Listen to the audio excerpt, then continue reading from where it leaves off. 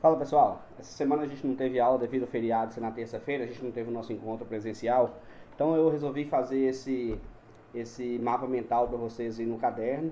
Vou disponibilizar esse material depois, de forma que vocês possam anotá-lo no caderno, né? Se vocês acharem interessante fazer mais algumas anotações além do que eu coloquei aí, fiquem à vontade. Eu peguei os tópicos do livro e criei esse esquema aí para ficar mais fácil de vocês estudarem.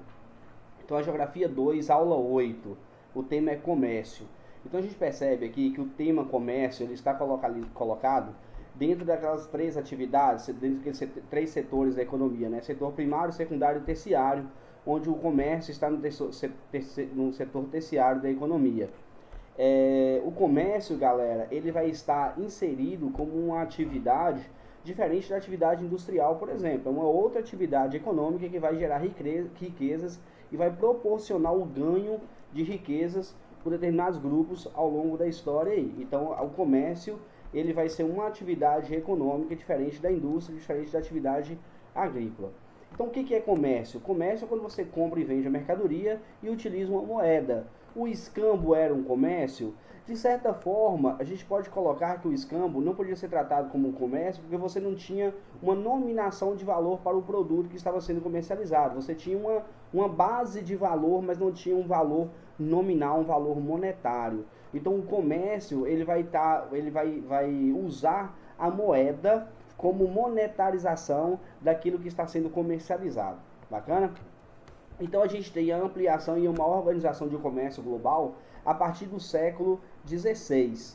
Né? A partir do século XVI, que a gente vai ter aí o mercantilismo, a gente vai ter as grandes navegações, a gente vai ter uma ampliação dessa organização comercial a nível global. Né? Vale lembrar aí que a gente tem a busca por novas rotas, e essas novas rotas seriam rotas comerciais que trariam produtos da Índia para a Europa, para sair fora daquele monopólio no mar Mediterrâneo ali.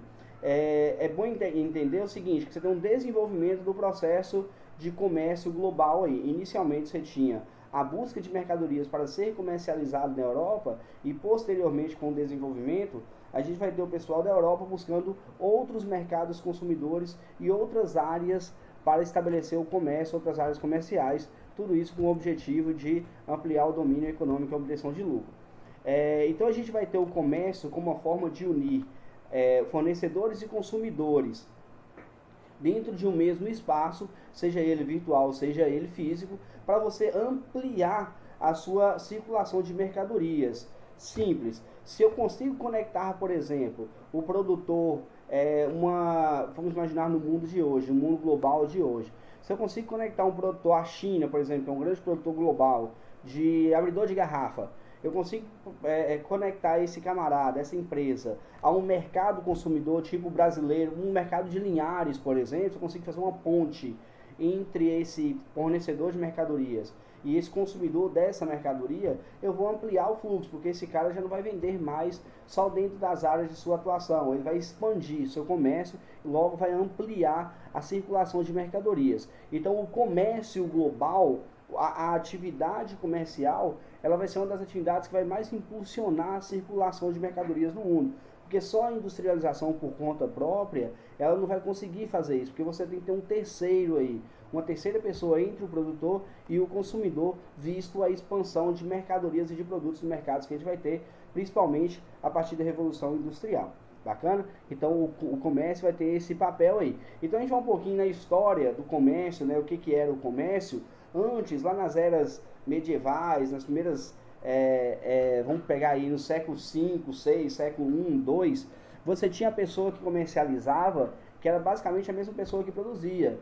Né? Quando você vai ter as primeiras manufaturas, isso fica muito bem claro. Né? Você vai ter as primeiras oficinas com um trabalho um pouco mais individualizado e mais organizado, mas você não vai ver a figura do comércio. Você vai ver essa pessoa fabricando espadas, por exemplo, e essa pessoa vendendo espadas, fabricando ferramentas e vendendo ferramentas. Então você vai ter, ao longo desse desenvolvimento, dessa ampliação de produtos e dessa rede de trânsito pelo globo, você vai lembrar aí da época aí das cruzadas, por exemplo, você já tinha uma circulação muito ampla de pessoas. Então, a partir dessa circulação de pessoas, você vai começar a ter uma organização comercial. Então, lá nas eras medievais, as cidades de Constantinopla, de Gênova, elas vão ser cidades que vão se destacar justamente por ser centros comerciais, por ser áreas que dominam o comércio no mar Mediterrâneo. São áreas que vão comprar mercadorias e vender dentro desses domínios ali. Então, nem dentro desse contexto dessas grandes cidades, a gente vai ter os termozinhos, né, de atacadista e varejista. Você vai ter aqueles grandes mercados que vendiam para outras pessoas que vendiam mercadorias, e você vai ter os mercados que vendiam pessoas que já eram o consumidor final. Então, dentro da estrutura histórica do comércio, você vai começar a ter essa diferenciação. Você vai começar a ter comerciantes, por exemplo, que ia ter Constantinopla, ia ter Gênova, que eram comerciantes e compravam essas mercadorias em grandes quantidades para revendê-las. Ou vai ter pessoas que vão comprar essas mercadorias para usar, que já é o consumidor final. Então a gente começa essa estruturação desse comércio a partir da expansão, a partir da caminhada, a partir de um processo de globalização aí, né? Na época das cruzadas não era um processo de globalização, porque você não tinha uma expansão pelo globo inteiro, mas você já tem grandes movimentos migratórios, pessoas que saem da Europa até o sul da Ásia, sudeste da Ásia ali, né? Chega até as áreas da China, da Índia, por ali.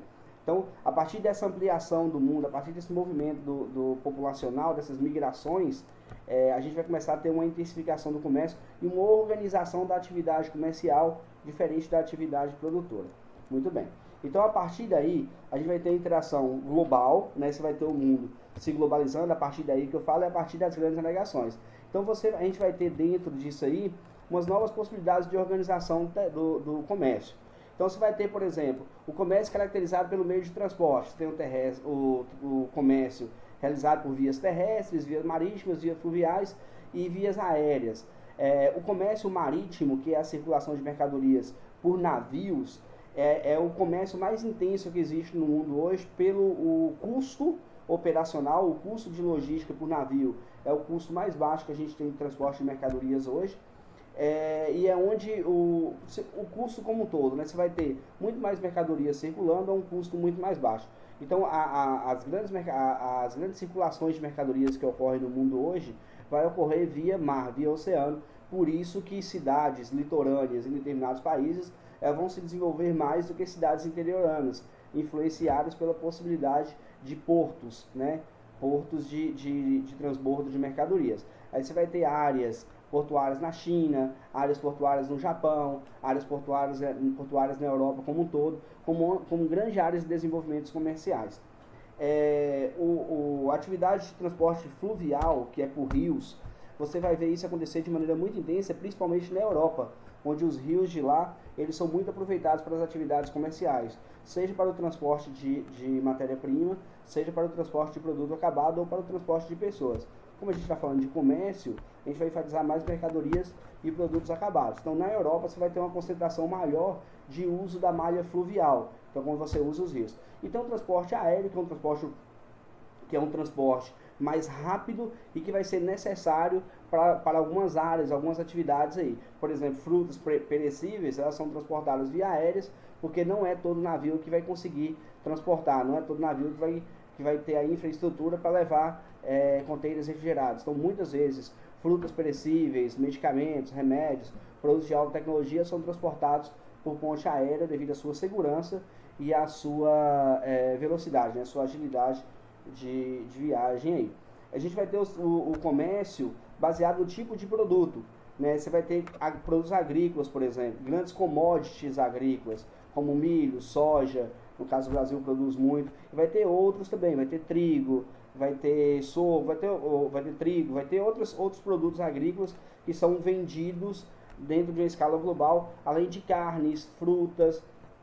Então você vai ter esse comércio tipificado de frutas hoje, né, de maneira muito mais intensa por causa do desenvolvimento do meio de transporte, mais acelerado. Então você consegue fazer essa logística. O comércio de combustíveis fósseis, que até hoje, por exemplo, uma das principais atividades comerciais que existe no mundo hoje, países igual os Estados Unidos, o pessoal da Arábia Saudita ali, eles vão conseguir controlar, de certa forma, em algum aspecto a economia global, por causa desse comércio de produtos fósseis, de combustíveis fósseis. Você vai ter comércio de produtos industrializados e automotivos, que vai acontecer por causa do desenvolvimento industrial. em função do desenvolvimento industrial, essas atividades industriais, essas atividades comerciais de produtos industriais vai começar a ser muito relevante pelo mundo. Pausa para uma observação. Aquele esqueminha da DIT, da Divisão Internacional do Trabalho, ela vai sofrer reflexo nessas atividades comerciais. Lembra que a gente estudou países desenvolvidos, produtos industrializados. Então a gente vai ver na próxima, deixa eu ver aqui, vai ter que balança comercial e tal. A gente vai perceber o seguinte, os países mais desenvolvidos, elas vão atuar dentro do comércio internacional, vendendo produtos super industrializados, super desenvolvidos e comprando produtos mais em conta.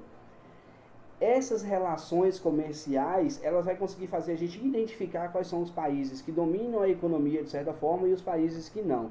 Porém, a gente vai ver que os países que dominam a produção de combustíveis fósseis, ela tem um papel relevante no comércio mundial por conta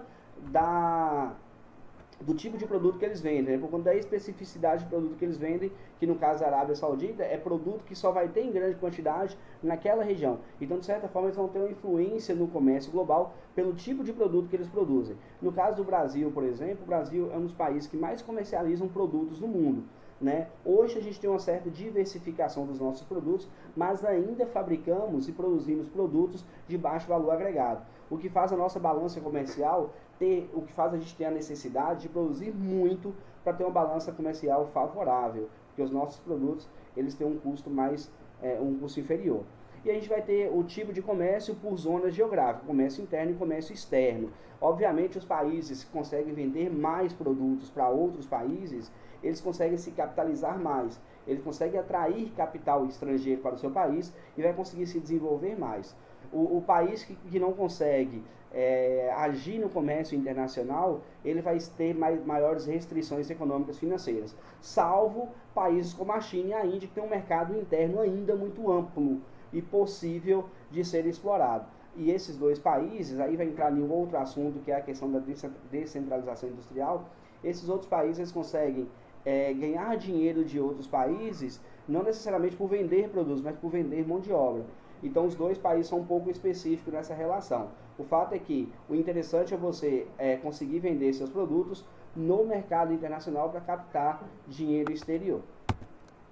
Então a gente vai ter, a partir da Revolução Industrial, o domínio inglês momentâneo no comércio mundial, dentro daquele momento. Então você vai ver surgir aí, principalmente no Reino Unido, os grandes monopólios e os grandes oligopólios. Os monopólios são empresas únicas que dominam determinado setor da economia, determinado produto ou determinada tecnologia. E o oligopólio é quase a mesma coisa que monopólio, só que não mas um grupo restrito de empresas que tem esse domínio. Bacana? Aí foi o que eu falei sobre o comércio internacional, ele vai refletir a balança comercial de um país. Os países ricos, eles sempre vão ter balanças comerciais mais favoráveis, porque o produto que eles vendem vão ter maior valor agregado. Bacana? Então, dentro desse comércio global aí, a gente tem uma coisa extremamente importante, que é a questão da moeda. Imagina só, você tem o Brasil que tem real, a Argentina tem um peso argentino, os Estados Unidos tem um dólar. Sobre qual moeda que a gente vai se basear? Então, depois da Segunda Guerra Mundial, a gente teve uma mudança na padronização da moeda global. Depois da Segunda Guerra Mundial, em 1944, na conferência de Bretton Woods, a gente teve um padrão ouro-dólar, onde o dólar, o valor dele era baseado nas reservas de ouro que os Estados Unidos detinham. Então fazia-se um equilíbrio entre a quantidade de ouro que esse país tinha e o valor do dólar. Né? Então existia um equilíbrio monetário aí. A partir de 1971 você começa uma série de crises econômicas, principalmente uma crise que ocorreu em 1973, que foi uma crise do petróleo no Oriente Médio, onde você vai ter uma instabilidade no sistema capitalista, né? A gente está falando do mundo capitalista, socialista, ordem bipolar nesse período, a gente vai ter uma instabilidade na configuração do modelo de moeda no sistema capitalista. Né, onde que você vai ter uma variação cambial muito grande e uma inflação em alguns países meio que descontrolada. Então vai abdicar desse padrão ouro-dólar e as moedas vai criar, o mundo vai criar um modelo de moeda com padrão flutuante, e esse modelo de moeda ele é imposto dentro de cada país, e cada país aí ele vai criar uma relação entre a sua moeda e a moeda internacional que é o caso do dólar. Certo? E o valor da moeda interna dentro de cada país, ela vai depender de diversos fatores. Dentre os fatores, a gente pode citar até a insegurança política, a instabilidade econômica, né? A gente acaba entrando em outro assunto, que é o assunto da economia, que provavelmente vai ser, talvez não é cobrado de vocês, que é como que uma moeda é feita, né, a partir daí, como que o cálculo de uma moeda é feito a partir daí. Você tem uma série de fatores, tem a relação entre o país produz, o valor de serviços, a quantidade de serviços que esse país produz, é uma relação entre o PIB do país e a quantidade de moeda circulante. Né? Quando o país ele vai aumentar a quantidade de moeda circulante, esse valor dessa moeda vai diminuir, o que vai indicar provavelmente um fator inflacionário. Mas enfim, é importante vocês entenderem. Pós Segunda Guerra Mundial, você tem um novo modelo de padronização da moeda, onde você vai ter o modelo padrão ouro-dólar, que vai durar até 1971, quando começa várias instabilidades econômicas dentro do mundo capitalista, e em 1979 você vai tirar o padrão ouro-dólar e vai criar um padrão flutuante. Por isso que as moedas do mundo vão variar muito de acordo com a conjuntura política de cada país. Muito bem. Então, dentro desse contexto histórico aí, pós-Segundas Guerras Mundiais, a gente vai ter o surgimento de organismos monetários, financeiros internacionais. Entre alguns aí, a gente tem no livrinho citado aqui, acho que 3. O FMI, que é um Fundo Monetário Internacional, ele é criado para manter estabilidades financeiras, intervir em economias vulneráveis com imposição de medidas. Então, o FMI, ele normalmente não é muito bem visto, porque ele impõe algumas medidas austeras a países, né, principalmente países menos desenvolvidos e com possibilidades de crises econômicas muito grandes. Por quê? Por que eles vão intervir? Por que eles não deixam cada país se virar? Quando você está falando de alguns países que participam da economia global, a gente pode pegar países da Europa, o próprio Brasil, a Argentina, a instabilidade econômica desses países vai gerar instabilidades em outros países, além de gerar problemas socioeconômicos dentro do próprio país. Então, a ideia do Fundo Monetário Internacional é impedir que isso aconteça. Então, você vai ter medidas, esse fundo vai emprestar dinheiro para os países, a fim de sanar alguns dos seus problemas financeiros, só que para emprestar esse dinheiro, ele vai ser condicionado a impor algumas medidas austeras, tipo diminuição do valor de aposentadoria, aumento do trabalho, né, antes de aposentar, tipo, se a pessoa aposentava com 60 anos, vai ter que aposentar mais tarde, essas reformas trabalhistas, reformas previdenciárias. E a gente tem o BID, que é o Banco Internacional de Reconstrução e Desenvolvimento, que apoiou muitos países pós-Segunda Guerra Mundial na sua reconstrução. A ideia desse banco era emprestar dinheiro para os países se reestruturarem. Os países tinham que pagar o dinheiro de volta. E a gente tem mais duas organizações. A Organização Internacional do Comércio, que a ideia dessa organização é você possibilitar o desenvolvimento para as nações que não eram industrializadas. Né? A ideia era incentivar esses países não industrializados a se inserir no mercado global. A gente está falando de um mercado onde os países industrializados eles dominam, então os países não industrializados eles têm o apoio dessa organização a fim de que elas participem, seja através de inovações tecnológicas dentro do país, seja um incentivo à produção dos produtos que eles normalmente já produzem, mas dentro de um contexto de desenvolvimento melhor, por exemplo, na agricultura com inserção de tecnologias, né, onde eles vão conseguir produzir mais, ter um aumento na sua produtividade e vai conseguir participar do comércio global aí.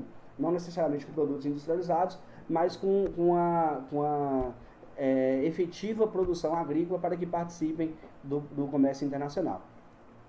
A gente vai ter os Acordos Gerais de Tarifas, o GATT, que depois torna-se o OMC, que é a Organização Mundial do Comércio, é diferente da OIC. A diferença é que a OMC ela é uma agência regulatória, ela busca regular o comércio, né? E elas têm medidas deliberativas que têm força de lei internacional para gerir o comércio. A ideia é que a OMC crie um equilíbrio, né, entre as nações mais poderosas e as menos poderosas do mundo aí, a fim de você fazer com que todo mundo participe do comércio internacional sem haver muita exploração. A OMC é um dos órgãos que mais recebem críticas desses órgãos internacionais monetários hoje, justamente por não conseguir evitar que os países mais desenvolvidos criem ações protecionistas, que você vai impedir que países menores, menos desenvolvidos, consigam entrar na economia desses países mais ricos. Um exemplo para dar para vocês é a economia, as políticas protecionistas agrícolas que tem na Europa, onde os produtores agrícolas lá recebem incentivos, recebem subsídios, e os produtos brasileiros aqui acabam chegando lá na Europa, apesar de ter um custo de produção menor, apesar de a gente ter um custo de produtividade, ter uma produtividade maior e um custo de produção menor, os produtos nossos aqui eles acabam chegando mais caro na Europa, porque os produtores de lá recebem muitos incentivos dos governos internos. Então isso aqui é protecionismo, é você não deixar a economia trabalhar por conta própria. Porque o óbvio é que, se o Brasil é um país tropical e produz muita banana, por exemplo, a nossa banana aqui vai chegar mais barata na Europa. Só que lá eles conseguem fazer políticas protecionistas para que o produto de lá acabe ficando mais barato do que o nosso. Obviamente a gente não vai conseguir se inserir no mercado de lá. E para finalizar, a gente tem o e-comércio, que é o comércio digital. Então, a partir da internet, do advento da internet, principalmente depois do fim da Guerra Fria, que você tem a internet alcançando o mundo de maneira extremamente globalitária, você vai ter a expansão do comércio via internet. Né? Você vai ter países como o Reino Unido, por exemplo, que é o país onde que o comércio por via internet é o mais... é de maior relevância no mundo, é onde a maior parte do comércio via internet é feito, no Reino Unido. Você vai ter, em contraponto a isso, países que não têm acesso à rede, que vai participar de maneira bem tímida dessa nova forma comercial. Então o e-comércio é justamente o comércio via digital, via internet, que possibilita você comercializar do sofá da sua casa, tanto comercializar produtos, comprar ou vender, quanto fazer comércio de participações em ações e de moedas no âmbito internacional. Então o e-comércio ela vai favorecer aquilo que a atividade comercial sempre objetivou, que é o aumento da circulação de mercadorias, porém o e-comércio vai evidenciar as desigualdades que existem na estrutura comercial global. Tranquilo? Então só para, já finalizamos, vocês podem... Eu prefiro, acho interessante que vocês copiem esse mapinha no caderno de vocês, para ficar fácil de vocês estudarem posteriormente. Eu vou deixar o guiazinho para vocês fazer as atividades da aula lá, e na semana seguinte a gente vai corrigir algumas atividades aí como forma de revisar os nossos conteúdos. Fiquem com Deus e até a próxima aula.